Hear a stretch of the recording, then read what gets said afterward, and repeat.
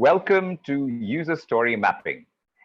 And if you've gotten here, you've probably gotten here after learning a little bit about personas, value props. You probably thought a little bit about the user journey.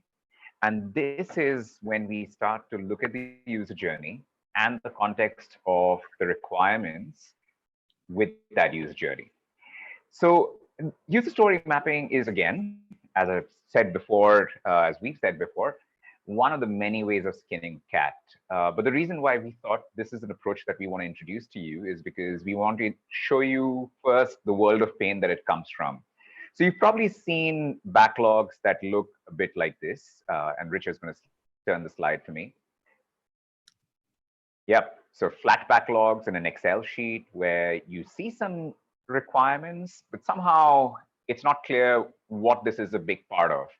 Or, you could be a little more refined. You could be using one of those nice online web-based kind of tools like Jira or version 1. And in that case, you're probably got a more refined version of the same flat backlog. And there's definitely good parts to that way of maintaining backlogs. But unfortunately, what happens is we end up losing sight of the big picture. And if I had to think about all of this, it feels a bit like, if you see this image that's focused on the bark of a tree, but there is a big forest to kind of keep our eyes on. If you take this problem further into larger programs of work where you're building multiple streams, then every stream, again, starts to lose a bit of that sense of how do we fit into the big picture? The whole is definitely more than the sum of its parts, but in this case, you're only focused on the parts. And so that's the... And here, like in larger accounts, more often than not, we talk about, we have a beautiful plan of one team working on the head, the hands, and the legs separately. And we just hope that, when it all comes together, Frankenstein will come to life. Indeed. But throughout, we're super nervous about, hey, is that really going to happen? Yeah. So what's the problem? The problem is essentially that when we start off on a project or a program of work, we all start off with a great plan. But as we go into flight, we lose sight of that plan and we only see it in parts. And that's essentially what we were talking about earlier, where we start to lose the forest for the trees. And so, Richard, do you want to take it from here and talk about, how story mapping kind of can be a solution to that problem? Yeah. So basically, we don't want to lose sight of the big picture, but we still want to know how we are doing on a day-to-day basis, right? So what if we have something like this, right? Where we know, where we have sight of the entire plan and we know where we are with respect to that plan, right? Which may also, if we know that we're somewhere here, then it's great. Or we might really come to know that we've actually taken another path, but we've reached the same point. So we're still aligned.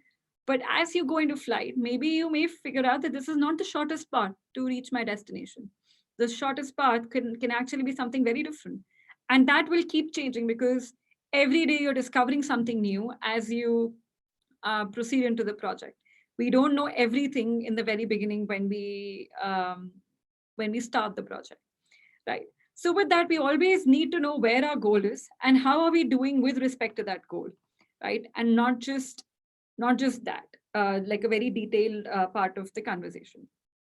So story map is just one of the ways which makes us not lose sight of the big picture, but also lets us focus on those little details, right? Now let's see how a story map is built, right? So it's not very different.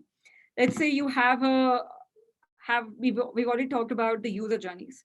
You can take the major user journey steps or the major features which constitute your project, which is nothing but, the major user goals that a user is trying to achieve by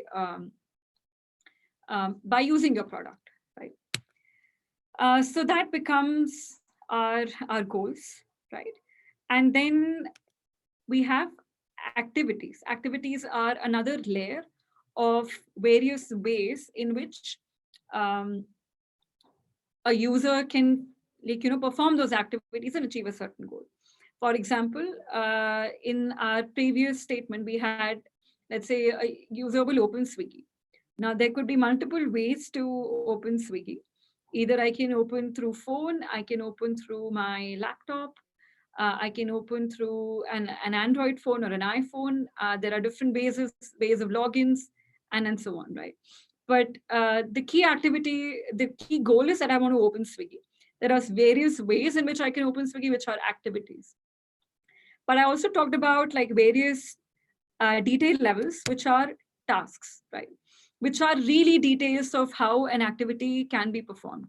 So if the activity is I want to log into Swiggy, uh, and logging into Swiggy might be logging in through Gmail, logging in through Facebook, logging in through phone, email, and so on. Right? There are 100 ways of logging into Swiggy. So, but this kind of structure, where we talk about the tasks, activities, and goals, we have like a full structure of the entire representation of the backlog, which does not really focus only on tasks, but we always keep the user journey in mind that we had created initially during the start of the project. And also we always have the sight of the user goals and the activities even when we are traversing, right? So the next step is we really say, hey, what is the quickest way? Like, what is the thinnest slice that I need to traverse in order to complete my entire journey, right? In order to achieve all the goals. Because if I don't achieve all the goals, that if I just go vertically, then my journey isn't complete. So the user is not meeting their ultimate goal of getting food on time, for example. So the first slice is when we slide it out horizontally here, from a user journey perspective, our focus is that all the goals and all the activities, all the goals of the user should be met. And we slice it based on that. Now, and that is the way that we should define our release plan as well. So that becomes our first release. And in flight, we can then say, okay, so we have completed all these stories, and we are currently, where is my mouse?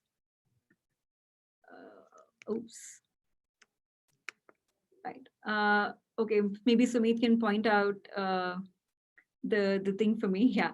So now we know that where we are with respect to our general solution. We're not going vertically, but we are actually going somewhere. But if we were going vertically and we figure out, okay, we've already spent like so much time, but we've not really traversed horizontally, then that's a problem. And that is what a story map helps us visualize. All right, so this is actually a real example of how we built a story map for one of my previous projects.